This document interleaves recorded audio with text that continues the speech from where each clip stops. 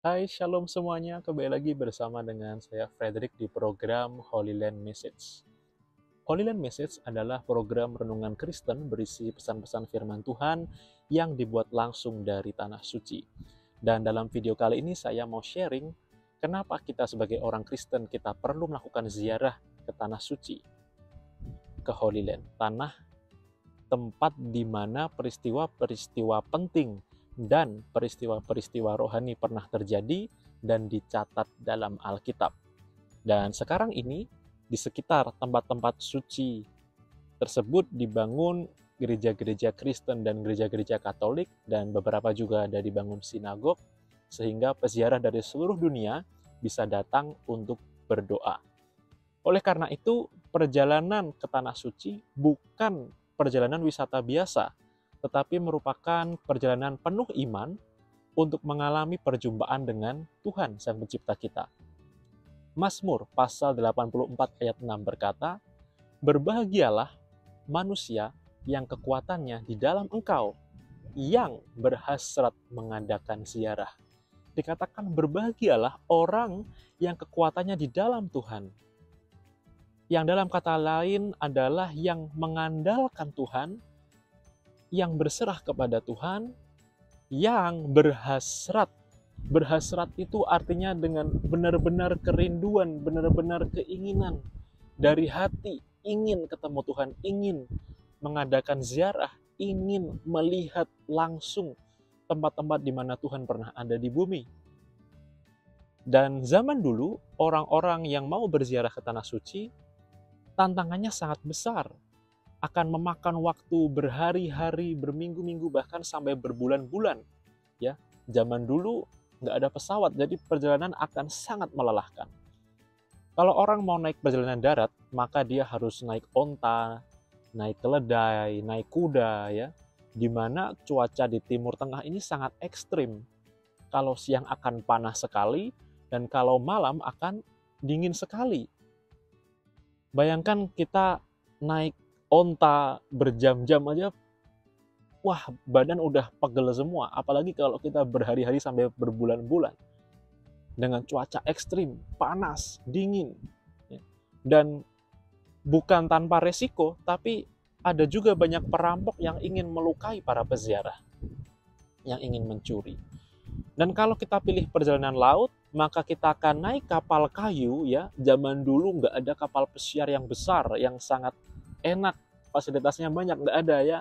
Jadi harus naik kapal kecil dari kayu yang dimana akan terombang-ambing dengan ombak badai. Bagaimana kalau ada petir, ya, hujan di tengah laut. Jadi resikonya sangat besar, masalahnya sangat banyak, sangat tidak nyaman, dan resikonya juga ada, yaitu adanya perombak bajak laut, ya. Sedangkan zaman sekarang ini ada pesawat. Dalam sehari kita bisa sampai ke tanah perjanjian. Jadi kalau kita berangkat dari Indonesia, kita akan terbang dulu 8 jam ke Timur Tengah, kemudian transit sebentar, kemudian kita akan terbang lagi 3 jam ke tanah perjanjian. Nah, uniknya ada begitu banyak orang yang bermimpi keliling dunia, ada begitu banyak orang yang ingin ke tempat ini, ke tempat itu, tapi hanya sedikit jumlahnya yang bermimpi ke Holy Land. Hanya sedikit orang yang mau ke Tanah Suci untuk ketemu Tuhan. Kenapa kita begitu ingin ke negara ini, pengen ke negara itu, pengen ke bangunan ini, bangunan itu, melihat view di sini, di situ, tetapi kita tidak memprioritaskan Tuhan yang menciptakan ini semua. Kenapa kita tidak memprioritaskan untuk ketemu Tuhan? Nah, padahal di Tanah Suci ini ada begitu banyak peristiwa dan kekuatan supernatural yang terjadi. Jadi kuasa-kuasa supernatural dari zaman dulu sampai dengan hari ini masih ada dan melekat di sini. Saya mau kesaksian sedikit, saudara. Saya itu terlahir dengan penyakit bawaan asma. Saya kesulitan bernapas, dan bayangkan saja kalau tidak bisa bernapas apa yang terjadi, kan? Lalu saya pernah mengalami mati suri ketika saya masih kecil. Mati suri di mana detak jantung sudah tidak lagi berdetak, nafas berhenti. Lalu kemudian keluarga berkumpul dan berdoa meminta kemurahan dan pertolongan Tuhan. Dan apa yang terjadi? Miraculously, saya bernafas kembali. Namun ketika saya bertumbuh besar, penyakit asma itu nggak hilang. Saya masih sering sesak napas. Sehingga suatu hari, tahun 2016, saya pergi ke Holy Land bersama dengan Papa, Abuna Sony. Lalu kami mengunjungi kubur Yesus yang asli di kota Yerusalem. Kami berdoa di sana, dan di situ, di kubur itu saya berdoa, Tuhan, aku mau agar Engkau menyembuhkan aku. Aku masuk ke kubur sebagai manusia yang lama, dan aku keluar dari kubur itu sebagai manusia yang baru, manusia yang sudah disembuhkan oleh Tuhan. Saya berdoa seperti itu. Lalu aku juga berdoa agar Tuhan, aku mau tinggal semua penyakit asmaku di kubur ini. Dan apa yang terjadi, saudara? Tuhan mendengar doa saya. Ketika saya berdoa, saya merasa seperti ada tangan yang sangat panas yang memegang saya seperti ini. Tapi lucunya ketika saya buka mata dan saya konfirmasi ke orang-orang di sekitar saya, ternyata tidak ada satu orang pun yang megang kepala saya. Dan benar, sepulang dari Holy Land, setelah itu saya sudah tidak pernah asma lagi. Wow, betapa powerfulnya tempat-tempat di Holy Land ini. Karena kuasa Tuhan Yesus masih melekat di sana.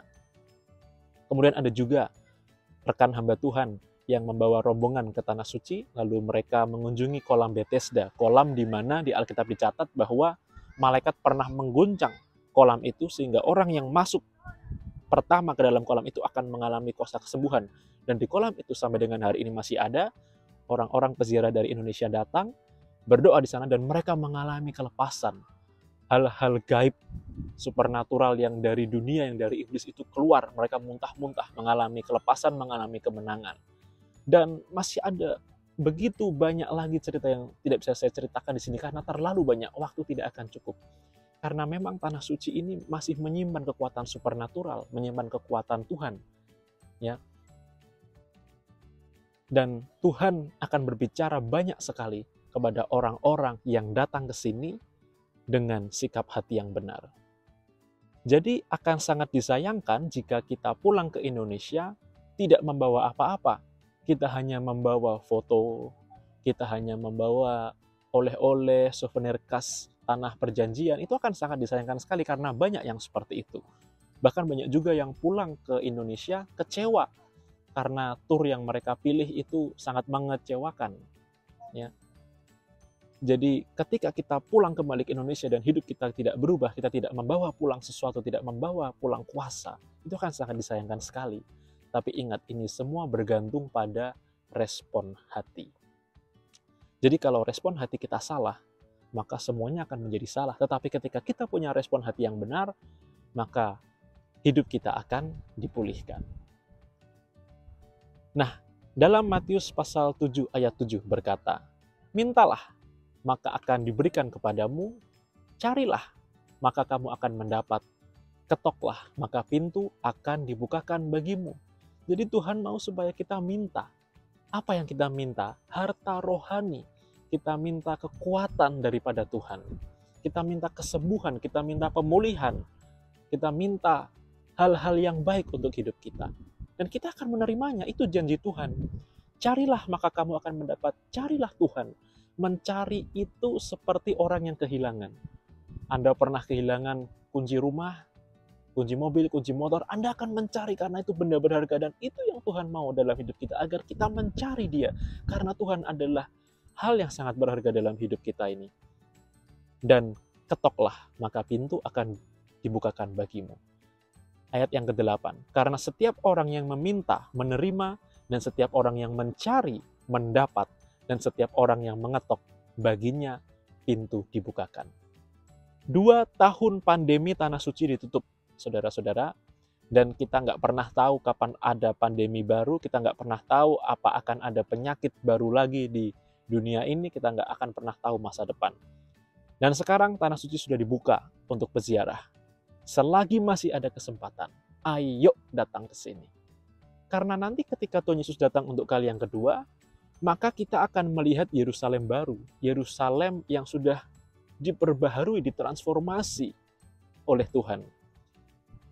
Nah, karena kita nggak tahu kapan Tuhan akan datang kali yang kedua, Maka selagi masih ada kesempatan untuk melihat Yerusalem yang lama, untuk melihat kota Yerusalem di mana Tuhan pernah hidup, Tuhan pernah mengajar, Tuhan pernah berkarya, Tuhan pernah melakukan mujizat-mujizat, maka segeralah datang ke sini ya. Ada banyak cara untuk pergi ke Holy Land. Yang pertama, atas biaya sendiri. Ya, karena orang-orang memang menabung, menyisihkan penghasilan agar bisa pergi ke tanah suci. Memang di Holy Land ini mahal, saudara, termasuk salah satu negara dengan biaya termahal di dunia. Ya, jadi biaya makan, biaya hotel, biaya travelingnya itu memang mahal. Kemudian ada cara yang kedua, yaitu dibiayain orang lain atau dibiayain perusahaan. Nah, ini banyak yang seperti ini. Jadi kalau memang ada kesempatan untuk itu, ya kita perlu mendoakan agar kita bisa berangkat ke sini dengan cara-cara nggak harus bayar sendiri kan. Tidak ada yang mustahil bagi Tuhan. Dan cara yang ketiga, yaitu menang undian. Nah, ini sedikit yang mengalami seperti ini, tetapi ini cara yang luar biasa, karena ini adalah jalan yang Tuhan buka.